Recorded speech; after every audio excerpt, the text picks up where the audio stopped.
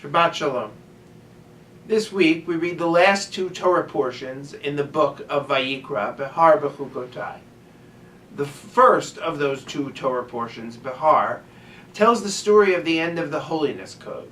This code that's been going on for the lion's share of Vayikra, during which the children of Israel are told how to worship, how to act, both by what to do and what not to do.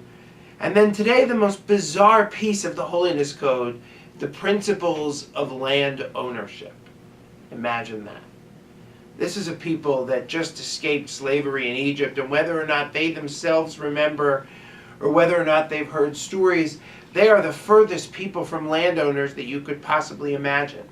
They're wandering the desert in search of the promise of a homeland that they have not only not really dreamt about, but they've certainly never dreamed about even seeing in any way, shape, or form.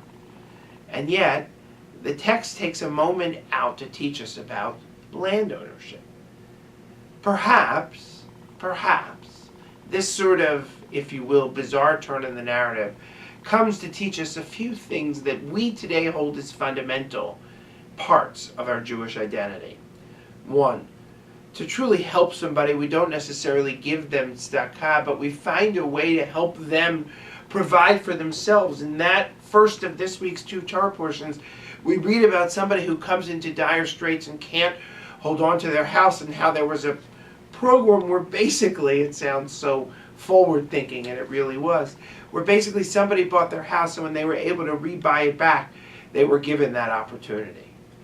Two, I think on so many levels, this week's Torah portion comes to remind us that even though there will be moments throughout our history where we are the stranger or we are the oppressed, that there will be other moments where we are in places of power. And in those moments, even if we can't dream their possibility, we need to remind ourselves of how we were in those desert wandering moments when we weren't in places of power. Three, finally, I think just as important, we are reminded that it's not just simply what we do in Judaism, but who we are when we do it. Our moral character, the things, the essence of who we truly are just as important, if not more so, than all the rituals of the book of Leviticus and the rest of the Torah. Shabbat Shalom.